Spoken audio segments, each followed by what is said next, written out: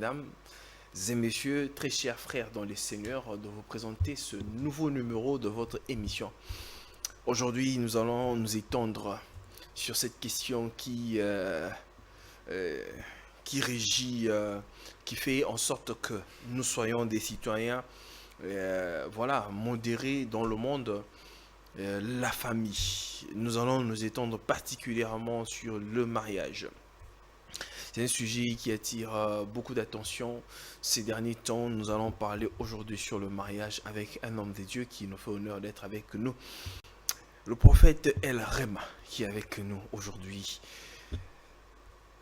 Merci de votre soutien. Merci de votre apport. De partout où vous êtes, vous nous suivez et vous ne cessez d'accorder une attention assez particulière. Et je suis en train d'enregistrer pas mal de sujets. Moi et mon équipe, nous allons devoir sélectionner les sujets. Alors, continuez à envoyer des sujets auxquels nous allons devoir aborder aux jours à venir ici, comme je l'avais dit. Et que envoyez-moi vos sujets pour devoir en parler en cette fin d'année.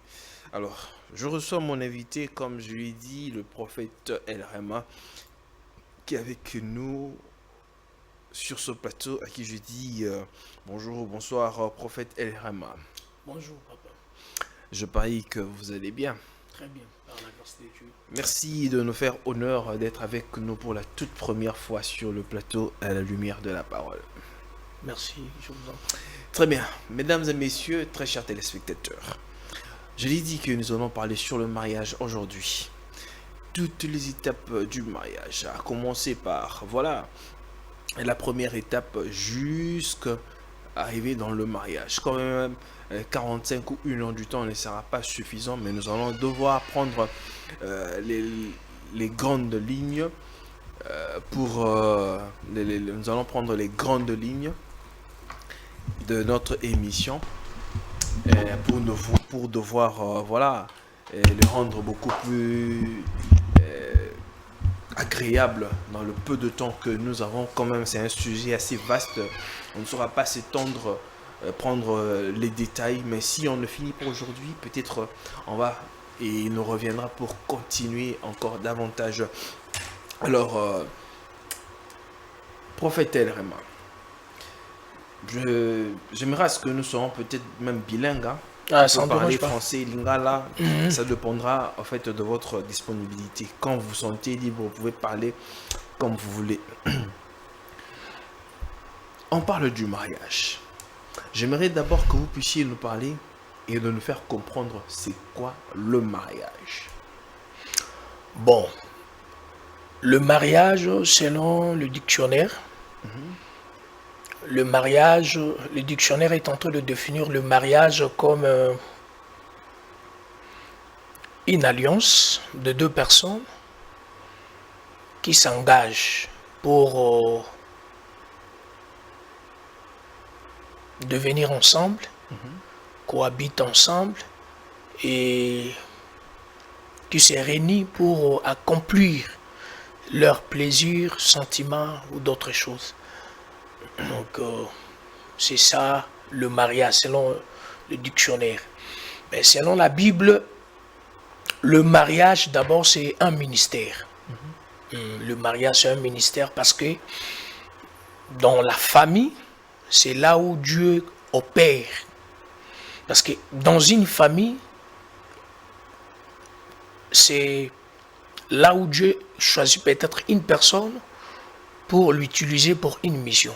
Vous allez voir que Joseph, il était né dans une famille et Dieu l'a choisi pour accomplir une mission avec lui. Donc le mariage, c'est une grande porte où le diable peut rentrer pour détruire une famille et pour détruire peut-être une nation. Et le mariage aussi, c'est une porte que Adonai rentre pour bénir aussi une nation. Parce que le monde était commencé avec Adam et Ève. Donc c'était déjà une famille et un mariage.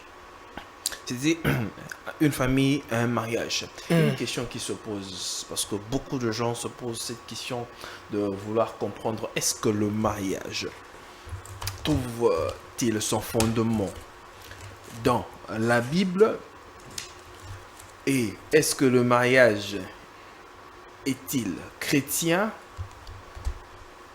Le mariage est-il religieux? Voilà toutes ces questions. Éclairez-nous, prophète.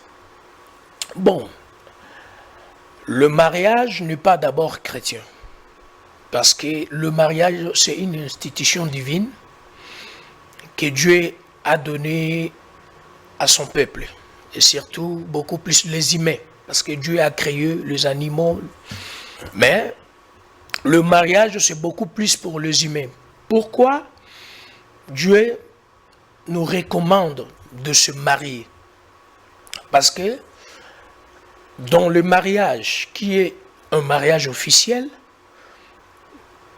vous allez constater que Dieu a la facilité de bénir son peuple à travers ces deux personnes qui ont pris une décision de vivre ensemble.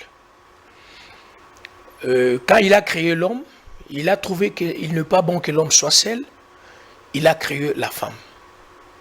Et quand il a créé la femme, c'était juste pour fonder une famille. Et pourquoi fonder une famille? Parce qu'il sait que une famille, c'est une armée très puissante qui peut déstabiliser tout ce que l'ennemi peut chercher de détruire le monde. Parce que même le diable, il a cherché de parler avec Ève, mais pas avec Adam. Parce que si il était arrivé et il avait trouvé que Adam et Ève étaient ensemble, je ne crois pas qu'aujourd'hui on peut commencer à subir tout ce qu'on est en train de subir aujourd'hui. Mais il a compris que la femme était un être faible. Il a rentré par la femme pour détruire l'humanité. Malheureusement, Dieu nous a envoyé Jésus-Christ pour restaurer le monde. Dieu a envoyé le Seigneur Jésus-Christ pour restaurer le monde.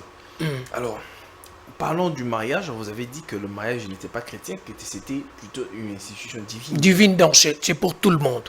Même le chrétien, même les non-chrétiens. Très bien. Alors, parlons du mariage. Quelles sont les étapes à franchir pour arriver jusqu'au mariage? Bon, la première étape, c'est d'abord la fréquentation. Parce que le base du mariage, c'est d'abord l'amour. On ne peut pas cohabiter ensemble aussi longtemps qu'entre nous, il n'y a pas l'amour. La première des choses, il faut d'abord avoir le sentiment pour l'autre et l'autre aussi qu'il puisse avoir de sentiments aussi. Et c'est par là, vous allez commencer maintenant de tracer un chemin ensemble. Et quand on parle de l'amour, on voit déjà deux personnes qui ont le même sentiment, le même intention, le même énergie, le même ambition. Parce qu'aujourd'hui, il y a d'autres personnes, ils se mettent en couple, mais quand vous regardez leur couple, vous trouvez qu'il n'y a pas l'amour, il n'y a pas le vrai amour. C'est peut-être un amour qui est basé par des intérêts. Vous voyez? Maintenant, le vrai amour, ça se va par le geste et par les actes. Donc, la première des choses, il faut avoir entre vous deux un amour sincère. Et quand vous avez un amour sincère, c'est par là, vous allez maintenant commencer à tracer votre chemin ensemble et vous allez commencer par le fiançailles. Surtout nous, le chrétien, nous allons d'abord commencer par le fiançailles. Et quand vous allez achever l'étape de fiançailles, c'est par là vous allez commencer maintenant à se découvrir entre vous deux. Et dans l'étape de fiançailles, moi je conseille beaucoup de gens, quand vous êtes en train de vivre dans le fiançailles, il ne faut pas se cacher des choses. Donc, il faut être vraiment vrai avec la personne avec qui vous êtes en train de cohabiter ensemble. Très bien, pardon, prophète, sans pour autant vous interrompre. J'aimerais à ce que, parce que vous avez commencé par la fréquentation. La fréquentation qui est une étape de deux personnes de pouvoir, se connaître. Se connaître. Et s'aimer. Alors, c'est quoi les fiançailles? Parce que quand on passe de la fréquentation aux fiançailles, et le fiançailles, c'est quoi? Ce n'est pas une fréquentation ou quoi? Éclairez-nous sur les fiançailles. Bon. La fréquentation, c'est d'abord ce qu'on appelle les copinages. Entre le copinage et le fiançailles, la différence est que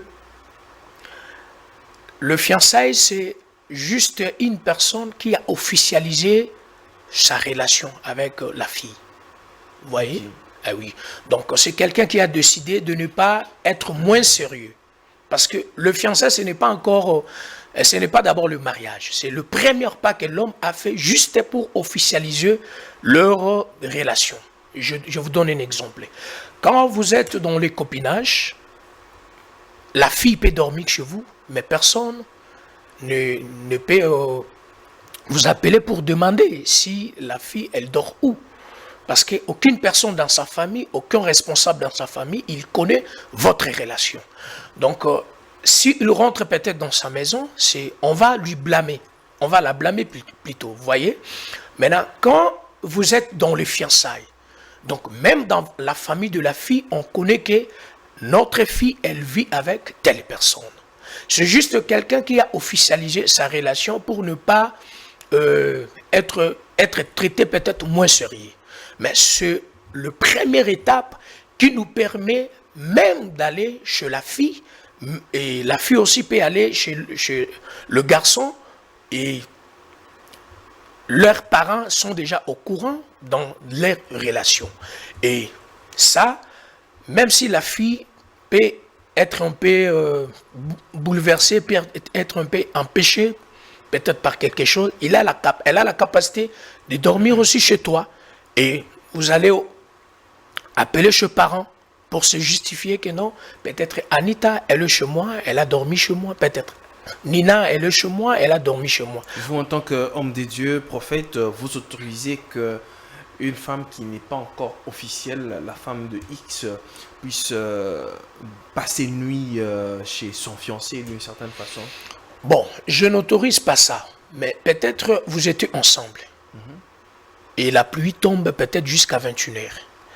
Et je vous donne un exemple, surtout ici à Kinshasa, nous avons peut-être un problème de l'insécurité dans d'autres endroits. Mais là, vous allez laisser la fille d'autrui de rentrer chez elle à 7h. Peut-être si la L'homme pluie... a la capacité d'aller aussi la raccompagner chez elle à la maison. Maintenant, je dis, si vous êtes dans un endroit où il y a l'insécurité, vous serez obligé de garder la fille d'autrui et d'appeler chez les parents qu'on a trouvé peut-être un problème, peut-être il y a une situation qui vient de se passer ici, ça ne permet pas à votre fille de rentrer chez vous et elle a dormi chez moi. Je n'ai pas autorisé qu'il puisse faire tout comme de mariés, mais c'est juste pour protéger peut-être la fille d'autrui. Ah, vous avez dit que vous n'avez pas autorisé de faire tout comme des mariés. Des mariés. Ils peuvent faire, mais pas tout comme des mariés. Ils peuvent faire tout comme quoi? De vivre ensemble. Comme je venais de dire, l'homme aura peut-être la capacité ou l'autorisation d'aller même chez le fille. Donc ce parent, il connaissait déjà que lui, c'est le fiancé de notre fille. Donc vous aurez peut-être de petites opportunités ou de petites, comment dirais-je, occasions quand vous êtes déjà fiancé. Mais ça ne vous permet pas de vivre avec la fille d'autrui comme quelqu'un que tu as épousé, de faire des actes sexuels ou de demander à la fille de laver, de faire le lessive pour toi, de faire tout pour toi. C'est juste que vous avez un accès, un petit accès qui vous permet de vivre avec la fille, mais avec une petite liberté. Très bien. Alors, restons au niveau de la fréquentation. Parce qu'il y a un homme, il y a un bien-aimé qui a dit, qui a défini, par rapport aux étapes du mariage, que on doit commencer par la séduction. Séduction. Ouais, séduire d'abord la jeune fille, après l'avoir séduit, et maintenant, il faut la connaître. La connaître sexuellement. Et c'est alors qu'on peut maintenant passer par l'étape des fiançailles. Partagez-vous cet avis? Non, je ne crois pas à cela. Quand je parle déjà de l'amour, quand il y a le vrai amour, quand l'amour est votre fondement, il y aura déjà la séduction entre vous deux. Parce que jamais on peut aimer quelqu'un s'il ne vous séduit pas, ou soit elle ne vous séduit pas. L'amour ne naît pas comme ça, prophète. C'est l'homme qui va vers la femme, qui a un projet et qui veut transmettre son idée en cette femme-là. Mais le projet est basé sur l'amour. Évidemment. Oui, le projet est basé sur l'amour. Alors, si l'homme part chez la femme, et maintenant, la femme n'a pas de sentiment pour lui, est-ce qu'il doit continuer le projet? Non. Donc, je peux aller chez la fille, mais elle aussi, elle aura aussi besoin de trouver aussi dans son cœur quelque chose de moi. Évidemment. Donc, après cela, et vous allez continuer votre chemin ensemble. Cela ne vous permet pas de faire des actes sexuels. Là, c'est contre la parole de Dieu. Contre la parole de Dieu. Ah oui. Dans quelle disposition biblique où il est interdit et que on ne pourrait pas connaître la jeune fille avant le mariage? Bon, l'apôtre Paul est en train de nous éclaircir beaucoup de choses sur... Là, vous venez maintenant ici dans le Nouveau Testament. Le Nouveau Testament, c'est le christianisme. Parce que vous avez dit que le mariage est une institution divine et il n'est pas chrétien. Oui, c'est une institution divine. Ici, d'abord, je parle étant un prophète. Donc, je dois être d'abord spirituel et je vais parler encore d'autres personnes qui ne sont pas chrétiens. Cette spiritualité doit trouver son fondement dans la Bible, dans la parole de Dieu. Oui. Très bien. Et tant que chrétien, je défends d'abord la parole de Dieu. Très bien. Et de personnes, peut-être qui n'est pas chrétien ou qui croient à d'autres religions, je vous conseille de ne pas faire des actes sexuels avant le mariage. Pourquoi? Vous savez que le domaine sexuel est trop spirituel. Oui, c'est bien bon, prophète, mais une écriture, parce que le domaine, oui, c'est beaucoup plus spirituel. Une écriture qui interdit qu'un homme pour autant, sans avoir pris cette femme-là en mariage, ne puisse pas la connaître. Ne puisse pas la connaître.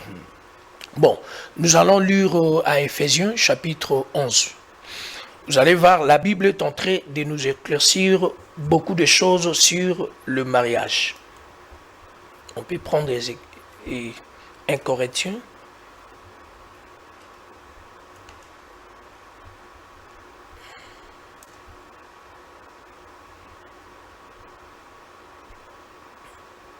« 1 Corinthiens chapitre 11. La Bible a dit, je commence par le premier verset, soyez mes imitateurs, comme moi je le suis, comme moi je le suis moi-même de Christ. Je vous loue de ce que vous venez de moi à tous égards, et de ce que vous retenez mes instructions telles que je les donné. Je vais cependant que vous sachiez que Christ est le chef de tout homme, que l'homme est le chef de toute femme, et que Dieu est le chef de Christ. Tout homme qui prie ou qui prophétise la tête couverte déshonore son chef. Toute femme, au contraire, qui prie et qui prophétise à la tête voilée, déshonore son chef. C'est comme si elle était rasée. Bon, on va descendre, je vois que c'est peut-être en bas.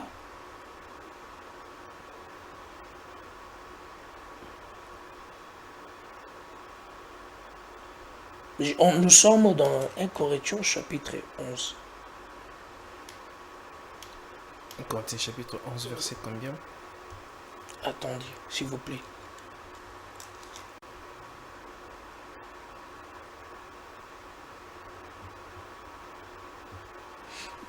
Nous sommes dans 1 Corinthiens chapitre 7. J'avais oublié. Nous sommes dans 1 Corinthiens chapitre 7. Écoutez ce que la Bible dit dans le premier verset. Pour ce qui concerne les choses dont vous m'avez écrit. Je pense qu'il est bon pour l'homme ne point toucher de femme. Toutefois, pour éviter l'impudicité, que chacun ait sa femme et que chaque femme ait son mari. Que le mari rend à sa femme ce qu'il lui doit et que la femme agit de même envers son mari. Je ne sais pas si vous me comprenez et vous comprenez. Là, on parle pour des personnes qui sont déjà mariées. Non, avant, il a parlé de ne pas toucher à la femme. Une personne qui est mariée, qui va prendre une autre femme, il touche toujours à une femme, en fait.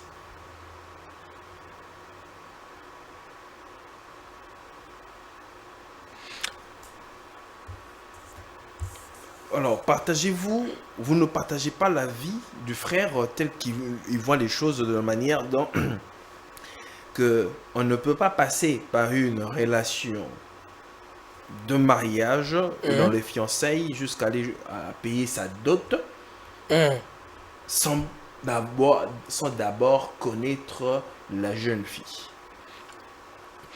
Vous ne partagez pas cet avis? Non, je ne partage pas cet avis. Ce n'est pas biblique. Ce n'est pas biblique. Oui. Alors, quand on est fiancé, comme certaines personnes, mais certains hommes de Dieu disent que les fiançailles, c'est une période préparatoire pour le mariage. Quand on est dans les fiançailles, on fait un vœu. Le vœu vient dans les fiançailles ou bien avant les fiançailles? Le vœu, quel vœu, s'il vous plaît? Le vœu du mariage. Parce que quand, par exemple, on dit à la jeune fille, oui, moi, je consens pouvoir te marier, tout ça là. C'est un vœu qu'on est en train de faire. Oui, oui. Le vœu, ça vient avant les fiançailles ou bien pendant les fiançailles? Bon, là, ça dépend maintenant à la considération que vous en avez avec la fille, peut-être. Parce que il y a d'autres personnes qui sont déjà convaincues. Quand il te trouve le premier jour, il a la capacité de comprendre que elle, c'est la femme de ma vie. Donc, je souhaite vivre ensemble avec elle pour toute ma vie. Et il a la capacité peut-être de te dire ça le même jour. Malgré, peut-être personne peut imaginer que vous êtes un aventurier, mais il y a aussi des hommes sérieux. Le premier jour qu'il t'a trouvé, il t'a rencontré, il a la capacité de te dire la vérité que je souhaite faire ma vie avec toi. Donc il y a d'autres personnes aussi, il peut le confirmer dans les fiançailles. Parce que normalement le fiançailles, c'est déjà une étape très forte pour aller dans le mariage. Parce que vous ne pouvez pas fiancer quelqu'un que vous ne souhaitez pas de vivre avec lui ensemble. Ou soit avec elle ensemble. C'est possible aussi dans les fiançailles, pendant les fiançailles, et de mettre terme à votre relation? Quel terme sur peu? Est-il possible quand on est déjà dans une relation, ce sont des fiançailles, non? Oui. De rompre cette relation-là? Oui, bien sûr, pourquoi pas, pourquoi pas. Parce que le fiançailles, j'avais dit que c'est juste une étape où on s'est réunis, mais pour se connaître de plus, vous voyez. Donc c'est dans les fiançailles qu'on a la capacité ou le moyen de se connaître de plus, de connaître la personne au plus profond. Parce qu'il y a d'autres personnes aussi qui cachent leur comportement. Quand vous êtes peut-être copain ou copine, vous êtes dans les copinages. Même il y a d'autres personnes aussi qui cachent leur comportement dans les fiançailles. Peut-être il voit que quand il va tout te montrer, peut-être dans les fiançailles, tu peux la quitter. Vous pouvez rompre la relation. Maintenant, elle va faire quoi? Elle peut cacher ce mauvais comportement. Quelle est la durée maximum des fiançailles? Bon, là, je ne peux pas déterminer ça. Ça dépend maintenant. Vous, en tant qu'homme de Dieu, vous êtes dans votre église, dans votre assemblée. Quand vous parlez à vos brebis dans l'église, Vous n'avez pas une certaine conduite en vos brebis pour leur dire que moi, j'aimerais dans mon église ici, les fiançailles, par exemple, puissent durer, par exemple, 2 mois, 3 mois. Ou bien, par exemple, 6 mois. Vous n'avez pas une durée maximale des fiançailles, d'une certaine façon. Bon, dans mon église, je conseille beaucoup plus à mes jeunes frères et mes jeunes sœurs, avant de se marier ou avant d'aller dans les fiançailles, d'abord il faut se préparer. Parce que quand déjà vous êtes prêt d'aller dans le mariage, c'est que vous avez déjà le moyen qui vous permet d'épouser la fille d'autrui. Donc, moi, de ma part, je ne souhaite pas que ça passe même 6 mois, que ça dépasse 6 mois. Je voudrais dire que ça dépasse 6 mois. Parce que quand je rencontre peut-être une fille pour le mariage et je décide de faire ma vie avec quelqu'un que je raconterai peut-être. Donc, quand je vais déjà aller dans le fiançailles, donc peut-être je peux faire 3 mois, 6 mois et j'épouse... Je parlais que le prophète est marié. Bon, Le prophète est marié, non? Divorcé, mais je suis déjà dans les procédures de mariage.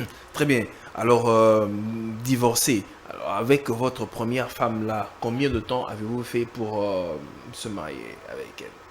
Bon, Quelle était la durée de fiançailles? bon, avec elle, on avait fait 8 mois. 8 mois. 8 mois. Très bien. Alors, quand on s'est mis d'accord dans les fiançailles, l'étape suivante, c'est la dot. Ah oui, la dot. La dot, elle a son fondement dans la parole de Dieu. Oui, la dot, elle a son fondement dans la parole de Dieu parce que vous allez voir Marie, la Bible dit, elle était la fiancée de Joseph. Est-ce que pouvons-nous voir, parce qu'il y a plusieurs exemples là dans la Bible, vous dites que Marie était la fiancée de Joseph. Mais plus tard, on n'a pas parlé quand est-ce que Marie et Joseph ont officialisé sa relation, quand est-ce que Joseph a payé la dot. On peut voir encore dans la Bible quand Abraham a envoyé Eliezer pour aller trouver Rebecca pour son fils Isaac. On ne voit pas là où Abraham a payé la dot pour Isaac, son fils. Bon, Si la dot est réellement biblique. Abraham avait payé la dot. Pour Isaac. Oui, bien sûr. Et pourquoi on n'en parle pas? Peut-être à moins que je l'ignore. Mais si vous lisez très bien la Bible, Abraham avait donné de brebis à son serviteur pour aller donner à la famille de la fille. Il avait donné le brebis. C'était déjà un acte de la dot. Parce qu'à ce moment-là, il n'y avait pas l'argent en espèces. Quand on nous parle de l'histoire, on nous parle seulement d'Eliezer qui était au puits et voilà, qui était avec ses chameaux. Il avait demandé ainsi que cette femme-là qui viendra pour abreuver les chameaux, ce sera cette femme-là. Et automatiquement, quand Eliezer a parlé avec la fille elle s'est sentie concernée. Et puis voilà, ils l'ont embarqué, ils sont partis. Bon, le problème n'est que nous, les chrétiens, on n'aime pas faire de recherche. Parce que la Bible n'a pas tout dit. Non, la Bible n'est pas la parole de Dieu comme d'autres personnes l'estiment. Non, la Bible est la parole de Dieu. Mais on ne pourrait pas mettre... Elle ne renferme pas toute la parole de Dieu. Non, elle renferme de points essentiels. Les points essentiels. Les points essentiels. La parole de Dieu, on peut aussi recourir à d'autres livres. Oui, de faire de recherche d'abord. Vous voyez, parce que normalement, la vraie Bible qui nous montre toutes choses, c'est la Torah. Quand vous lisez la Torah, vous allez comprendre que la Bible que Louis II a écrit, il y a d'autres choses qu'il n'a pas écrit. Donc la Torah nous montre qu'il y a des choses cachées. Donc, en quelque sorte, ceux qui estiment que la Bible n'est pas la parole de Dieu ont raison. Non, n'a pas raison. La Bible est la parole de Dieu. Mais Louis II, Tob ou d'autres personnes ont écrit de parties très essentielles. Je vous donne un exemple. Parce que dans la Bible, on a dit que on nous a prescrit là où Jésus mangeait, il faisait tout, sa nourriture préférée, tout d'autres choses. On ne nous a pas dit ça. Pourquoi? Ce n'est pas important. Donc, dans la Bible, comme dans les 8 secondes, Tob, Jérusalem, on nous a montré le point essentiel. Si vous lisez dans le livre de Jérusalem, vous allez faire, il y a des recherches. Là-bas, on a tout prescrit, on a donné des détails, des années, tout. Et vous allez constater que dans l'histoire d'Abraham, Abraham avait donné la dot. Et même Joseph, elle avait aussi doté Marie. Mais ce n'était pas important de mettre ça peut-être dans 8 secondes, comme lui, il a réfléchi. Donc, quand vous lisez la Bible, ne se limite pas seulement à une version de la Bible. Il faut faire de recherche parce que le christianisme, beaucoup de personnes ne le prennent pas au sérieux. Voyez? Or, c'est déjà un parcours de la vie. Donc, quand vous avez un parcours avec Dieu, il faut connaître ce Dieu que vous êtes en train de marcher ensemble avec lui. Il est comment, il fait quoi? Parce qu'il y a d'autres personnes, il peut être chrétien, mais vous lui demandez quel est le vrai nom de Dieu. Il ne sait pas. Mais il prie. Il a fait peut-être 10 ans dans le christianisme. Il a fait peut-être 20 ans. Mais il ne connaît pas le Dieu qu'il sert, son vrai nom. Alors, une parenthèse, on doit la refermer aussi très vite, prophète. Vous qui dites que beaucoup de chrétiens qui ne connaissent pas le vrai nom de Dieu, vous en tant que prophète, quel est le vrai nom de Dieu? Le vrai nom de Dieu, c'est Hachem. Hachem, Ah c'est oui. pas le Seigneur Jésus-Christ. Non. Jésus n'est pas le nom de Dieu. Non. Très bien. Oh, ça, c'est un autre sujet. On reviendra là-dessus prochainement. Merci. Alors, prophète, quand on regarde, parce que vous dites que la dot, oui, certes, partout dans le monde, il y a des chrétiens. Mhm. Vous qui connaissez un peu l'Occident, et que vous vivez de temps en temps, quand on regarde à l'Occident, là-bas, il y a aussi des chrétiens. Mais pourquoi eux n'observent pas la dot comme chez nous on l'observe? Parce qu'en Occident, quand un homme veut épouser une femme, il apprécie. Et puis voilà, on va dans la belle famille. Quand le père est d'accord de prendre de donner cette fille à l'homme, vous allez à la mairie et vous êtes mariés. Il n'y a pas question de droit à payer d'une certaine façon. Pourquoi aujourd'hui on doit imposer la dot dans notre... En fait, nous qui sommes en Afrique, voilà quoi. Bon. C'est quelque Ou chose... ce ne serait pas une coutume occidentale. Non. Bon. Ou africaine. Je peux dire que c'est leur coutume. Mais nous aussi, ici en Afrique, Nous avons notre coutume. nous avons notre coutume, mais on a exagéré sur ce qui concerne la dot. On a exagéré, je peux dire. Dans l'époque de nos ancêtres, la dot, ça peut être juste seulement un sac de sel avec de macasse ou de petites choses seulement. Mais aujourd'hui, je me pose aussi cette question. Pourquoi la dot a changé? Aujourd'hui, on commence à taxer beaucoup de choses dans la dot. Vous pouvez voir que dans une famille, on demande à un homme la dot de 5 000 $, 10 000 $. Parce que là, c'est aussi une coutume.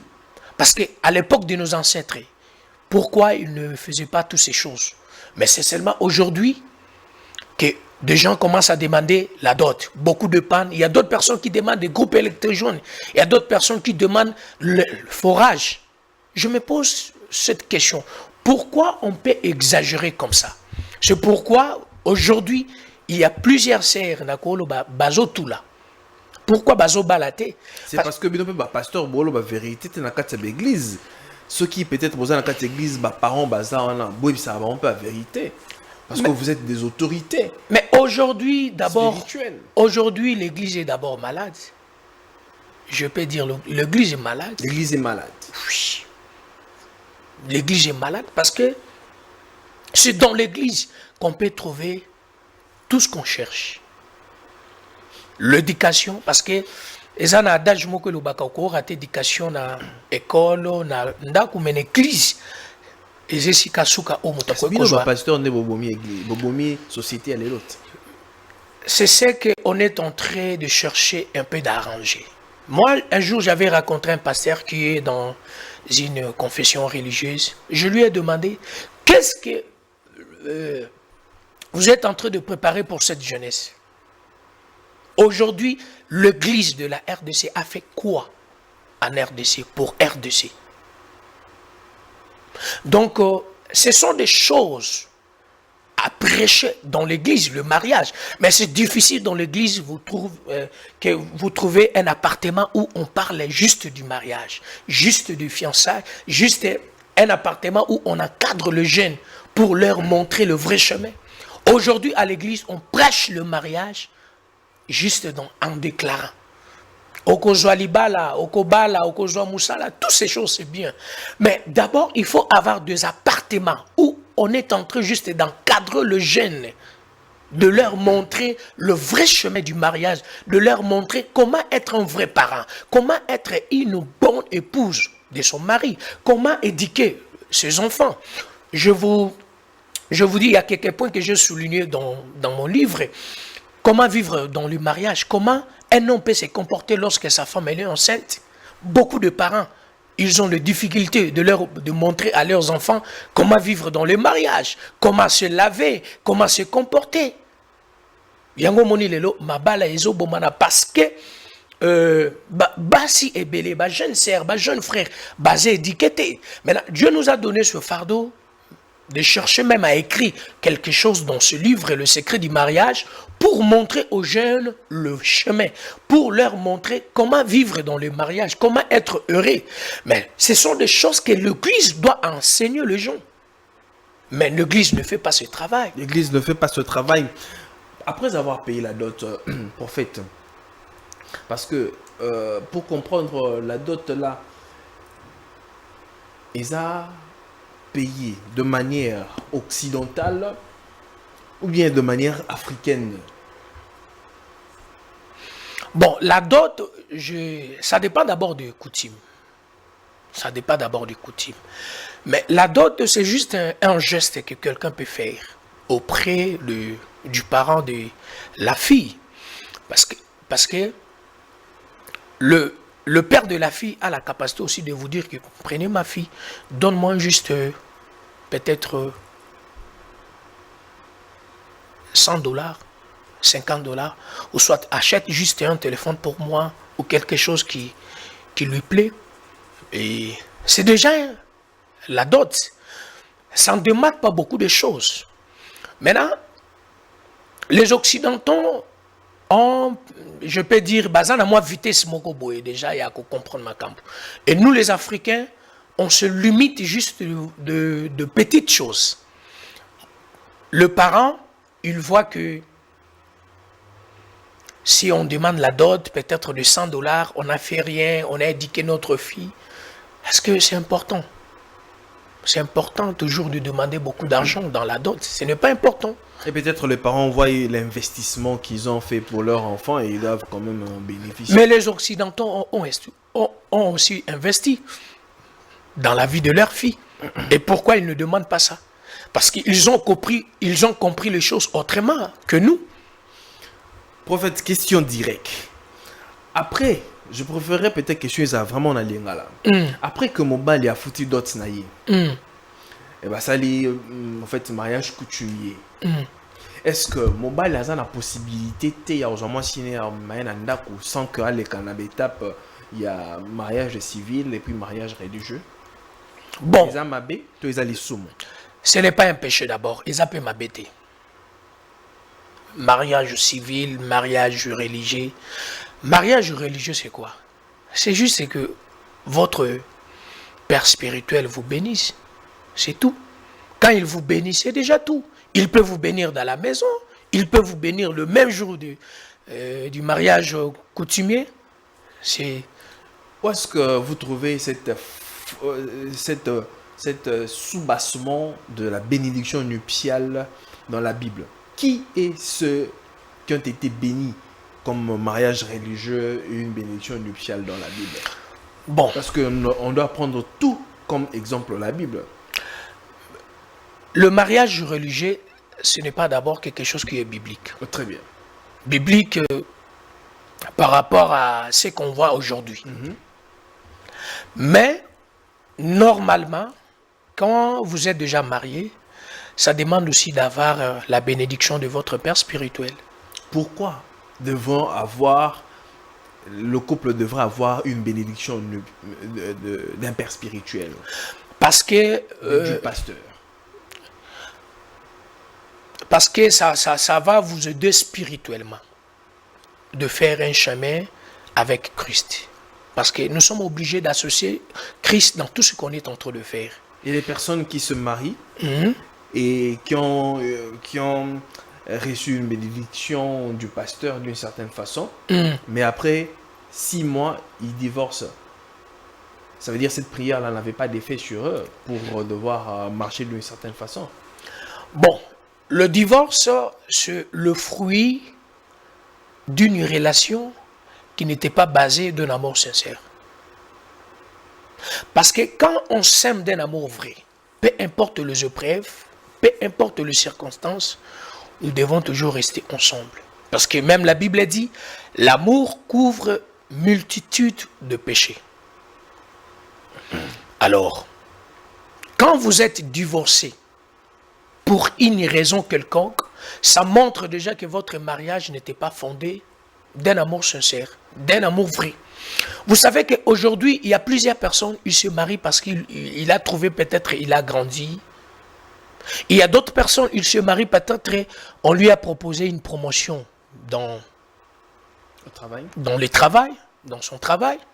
Il y a d'autres personnes qui se marient parce qu'ils voient que dans ma génération, toutes mes amies sont déjà dans leur maison, ils vivent avec leur mari, moi aussi, donc je vais trouver seulement une personne, même si je ne l'aime pas, je vais accepter sa demande du mariage pour prouver aussi à mes sœurs, peut-être à mes frères.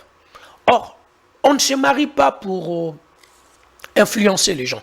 On ne se marie pas pour montrer aux gens que vous êtes capables.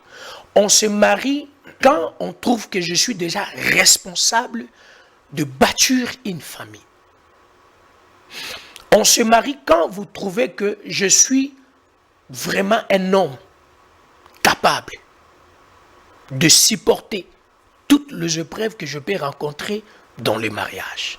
Parce que le mariage, c'est quelque chose qui est d'abord complexé. Ça demande d'avoir un esprit positif, un esprit dur.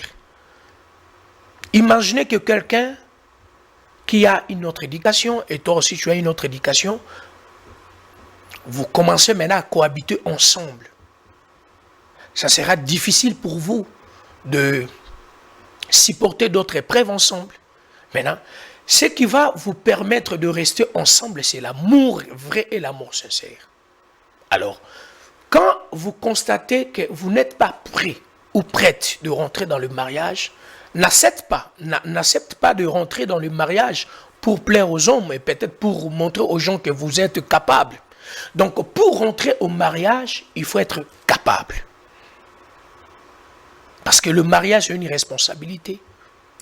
Et un homme, quand vous acceptez de rentrer dans le mariage, il faut accepter d'être quelqu'un qui a sacrifié sa vie pour les autres. Très bien. Alors, vous avez dit que ce n'est pas du tout un problème pour une personne qui prend sa femme après avoir payé la dot et l'amener dans sa maison. Oui. Ça ne dérange pas non plus. Oui, ça ne dérange pas, Oui. Et pourquoi aujourd'hui, vous les pasteurs, les hommes de Dieu, quand vous venez, vous dites non, tu ne peux pas amener ta femme à la maison. Moi, je me rappelle quand j'étais en train de préparer mon mariage dans une certaine période, mon père m'a dit juste quand tu fais ta dot, tu peux prendre ta femme, ramener chez toi à la maison. J'avais pas compris ça. C'est plus tard quand j'ai compris que le mariage, c'est vraiment après avoir payé sa dot. Mais pourquoi les pasteurs aujourd'hui disent aux gens que quand vous êtes marié coutumièrement, ce n'est pas fini. Il faut passer par le mariage civil ainsi que religieux. Bon, le pasteur qui dit des choses pareilles, je peux dire qu'ils sont peut-être ignorants. Ils sont ignorants, ils sont en train d'ajouter sur la parole d'ajouter de Dieu. des choses qui n'est pas dans la parole de Dieu. Parce que quand vous dotez déjà la fille, vous êtes déjà à mesure de la récupérer et d'aller avec elle dans ta maison. Le mariage religieux, ce n'est pas une obligation. Ok. C'est juste une étape que vous pouvez faire juste pour célébrer votre mariage avec vos frères et vos sœurs, que vous priez peut-être ensemble avec eux dans la même église. Et c'est peut-être pour être présenté aussi devant Dieu, parce que même la Bible dit, ce qui est fermé au ciel est fermé aussi sur terre.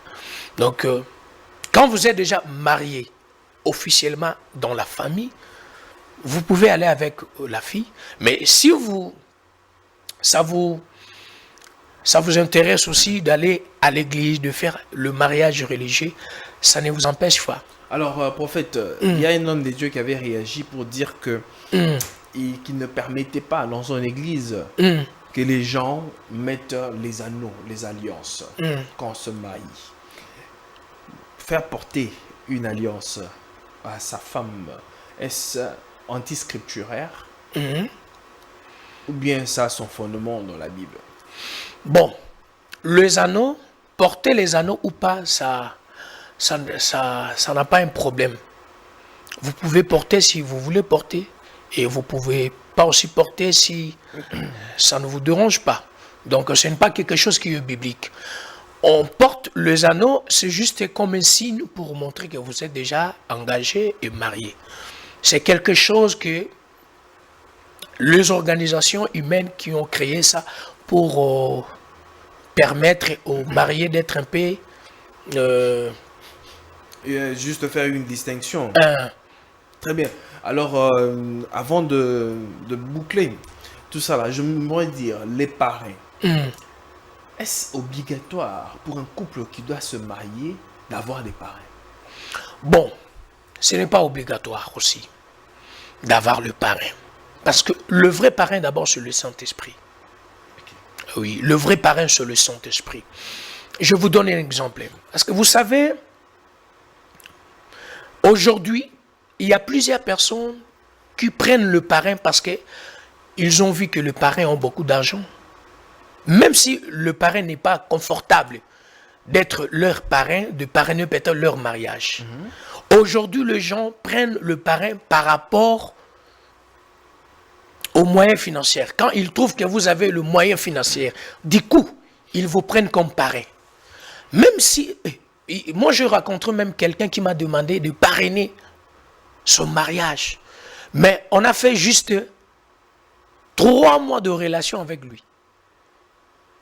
3 mois de relation avec lui, il m'a demandé, papa, est-ce que tu peux être mon parrain? Je lui ai demandé, est-ce que tu me connais d'abord? Est-ce que tu connais la façon dont moi je vis avec ma femme?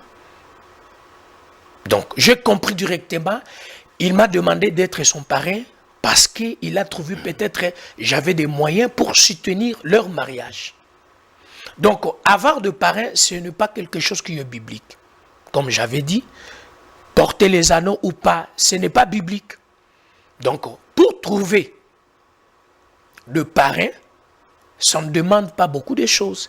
Si vous acceptez d'avoir de parrain dans votre couple, faites-le. Très bien. Et si vous trouvez qu'on n'a pas besoin d'avoir de parrain, que le Saint-Esprit soit notre parrain, le Saint-Esprit fera son travail.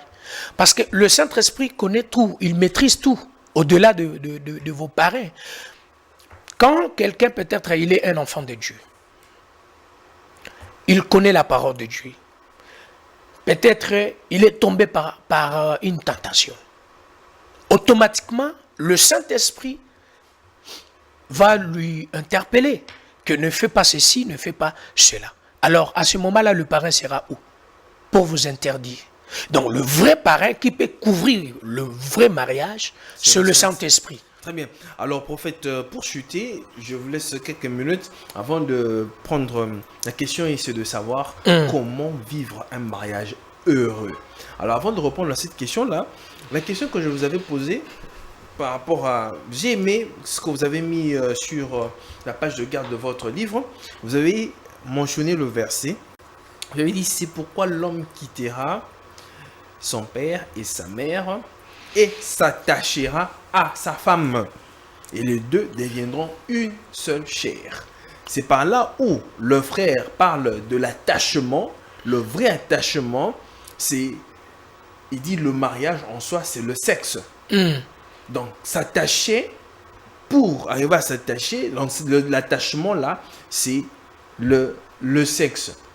Et c'est le sexe qui va les amener, parce que le sexe est le fruit de l'amour, qui va les amener jusqu'au mariage. Alors, ce sont les deux petites questions, vous allez répondre et par là, nous allons mettre terme. Bon, je vais répondre à mon frère qui avait parlé sur ça. Le mariage, ce n'est pas un acte sexuel. Adam et Ève, Dieu l'a créé. À ce moment-là, il n'avait pas un père pour que Adam donne sa dot pour Ève. Donc c'est normal qu'ils commencent leur vie ensemble et de cohabiter ensemble et de mettre au monde ensemble, comme ils ont mis Caïn et Abel. Mais après cela, nous avons vu que notre père de la foi qui est Abraham, il nous a montré le vrai chemin. Comment faire pour avoir une fille? Il faut aller chez ses parents. Donc vous trouvez ça normal. Tu rencontres une fille et tu la prends, tu pars avec elle dans sa maison, du coup, le mariage commence. Non, ce n'est pas ça. Je trouve ça un peu louche. Ce n'est pas normal de croire à des choses pareilles. Très bien. Comment vivre un mariage heureux? Bon, pour vivre d'abord un mariage heureux, la première des choses, il faut mettre Dieu et Christ au centre de votre mariage. Et pour les gens qui ne sont pas peut-être chrétiens, pour vivre un mariage heureux, d'abord, il faut se comprendre. Premièrement, il faut se comprendre et de se connaître. Parce que chacun a ses faiblesses et chacun a ses points forts. Pour vivre un mariage heureux, il faut commencer à faire ce que la personne souhaite que tu le fasses auprès de lui. Donc, peut-être, quand tu connais déjà que lui, peut-être ma femme ou mon mari n'aime pas ça, tu dois commencer maintenant à éviter tout ce qu'il n'aime pas. Et quand tu connais que ma femme, il aime ça ou ça, c'est ce que vous allez commencer maintenant à faire. Donc, il faut commencer maintenant à éviter ce qui blesse l'autre. Et quand vous allez commencer maintenant à éviter toutes ces choses, vous allez cohabiter ensemble et vous serez heureux de vivre auprès de lui. Et il sera aussi heureux de vivre auprès de toi. Parce que je vais souligner quelque chose ici. On dirait que c'est facile hein, dans la manière dont vous présentez la chose. On dirait que c'est tellement facile, aisé. Non, ce n'est pas facile. Je dis ceci. Peut-être nga na ebi yo déjà. Na ebi ke eloko yo linga, ngoto oyo linga ate. Na bandu sala effort ya ko éviter ko sala makambo oyo linga ate. C'est ça. Le point clé qui va vous permettre de vivre heureux. Parce que quand on dit qu'on se marie pour le meilleur et pour le pire, moi je dis que dans les mariages, il n'y a pas le pur. Il y a toujours le bonheur. Parce que le pire, c'est quoi? C'est peut-être le malheur. Mais quand nous sommes, nous deux, nous sommes déjà ensemble, pour un seul objectif, pour un seul but, et on vit pour satisfaire l'autre, comment on peut vivre le pire? Parce que le mariage, c'est de vivre pour satisfaire l'autre. C'est pourquoi l'apôtre Paul dit que le corps de la femme appartient à son mari et le corps même de mari appartient à sa femme. C'est que vous allez faire les efforts à satisfaire l'autre. Maintenant, si moi je fais les efforts à satisfaire ma femme et elle fait aussi des efforts à me satisfaire, c'est déjà une étape très forte et nous allons vivre un mariage très heureux. Très bien. C'est le devoir de satisfaire seulement l'autre et de devenir aussi le point fort de l'autre. Là où il est faible, tu fais tout pour devenir ses points forts. C'est tout. C'est tout. Ça ne demande pas beaucoup de choses pour vivre un mariage heureux. Prophète, dernière question. L'homme ou bien la femme de sa vie?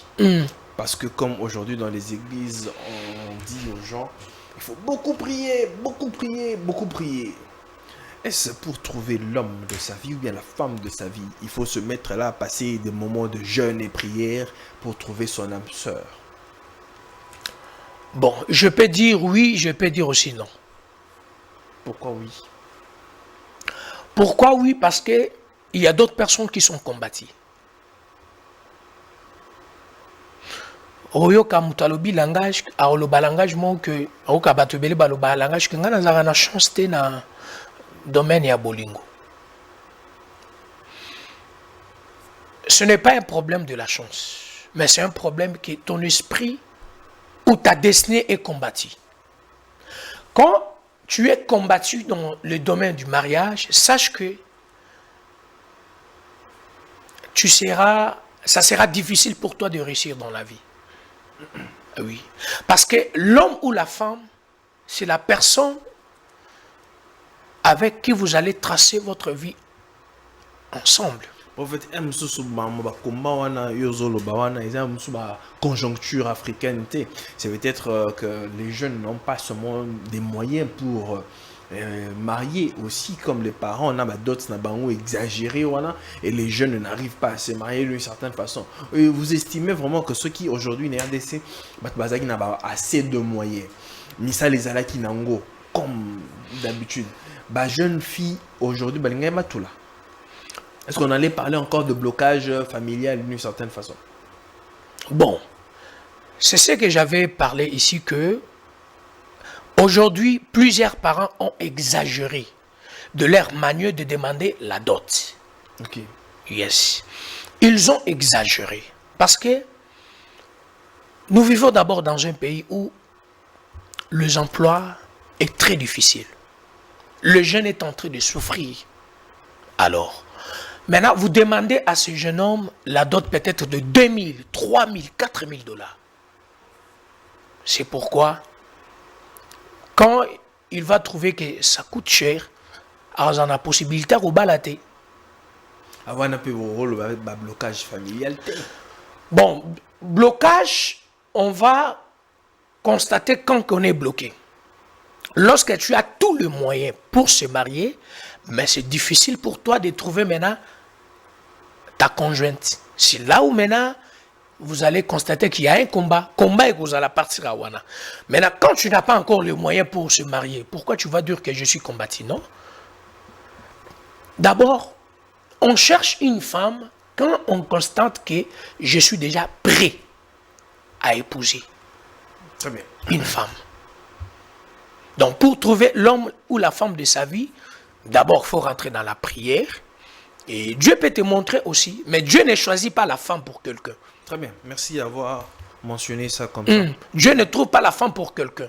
Dieu peut juste montrer son état d'âme ou sa vraie identité. Et tout ce qui reste, ça n'engage que toi.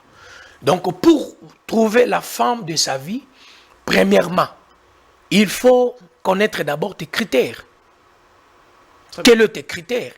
Et puis, avant de trouver l'homme ou la femme de ta vie, il faut d'abord trouver la raison de ta vie. Pourquoi tu es sur terre? Parce que quand tu connais la raison de ta vie, ce par-là, tu dois maintenant choisir la personne qui va accompagner la mission que Dieu t'a donnée. Très bien. Parce que tout homme sur terre a une mission spécifique. Alors, quand tu connais la mission que Dieu t'a donnée, c'est par là, tu dois commencer maintenant à choisir la femme qui sera confortable à ta vision, à ta mission. C'est ça, c'est simple. Très bien. Merci beaucoup, prophète. Alors, pour les personnes qui voudront peut-être entrer en contact avec vous, je ne sais pas moi si vous pouvez peut-être leur passer votre contact, je ne sais pas moi trop. Et voilà quoi, nous avons fini, la régie nous a déjà signalé que nous sommes à terme de notre émission. Une parole aux téléspectateurs qui vous ont suivi aujourd'hui. Bon, je vais dire ceci. Pour nous rejoindre, Vous pouvez juste nous contacter sur notre numéro. Notre numéro c'est plus 243 81 29 50 510. Je répète encore, plus 243 81 29 510. Et nous avons encore un autre numéro, plus 243 99 75 74 369. Je répète encore, plus 243 99 75 74 369. Vous pouvez nous contacter. Nous sommes là. On va vous recevoir. Si vous avez besoin d'un livre, vous aurez la facilité de l'avoir à travers ces contacts. Et si vous utilisez aussi le compte Instagram, Facebook, TikTok, vous pouvez juste taper Prophète El Rema. Nous sommes là. Vous allez trouver notre page où nous avons porté la page. Vous allez voir notre figure et puis il y a tous les détails là-dedans. Donc vous pouvez nous trouver facilement à travers ces contacts que nous venons de donner. Très bien. Merci beaucoup, prophète, d'être passé aujourd'hui. Et mesdames et messieurs, ça c'est le livre du prophète qu'il a pu peaufiner sur le mariage, les secrets du mariage. Aujourd'hui, nous avons juste posé les bases du mariage. Nous avons juste pris certains points pour poser le fondement. Mais nous reviendrons pour parler et précisément sur ce livre. Vous avez remarqué que je n'ai vraiment pas fait mention à ça, mais je voulais d'abord que nous puissions poser le fondement. Cette émission fera suite à une deuxième émission où nous parlerons en intégralité sur ce livre. Alors, pour ceux qui veulent l'avoir, vous pouvez toutefois contacter le prophète par le numéro qui vous a donné. En tout cas, merci beaucoup, prophète, d'être passé aujourd'hui. Merci beaucoup. Merci beaucoup à la grande équipe de Congo Buzz Télévision. Merci à Kim. Merci à vous tous qui accordez une attention assez particulière à ce que nous sommes en train de faire. Pour le reste, portez-vous bien. Que la paix soit avec vous et que Dieu vous bénisse. Au revoir.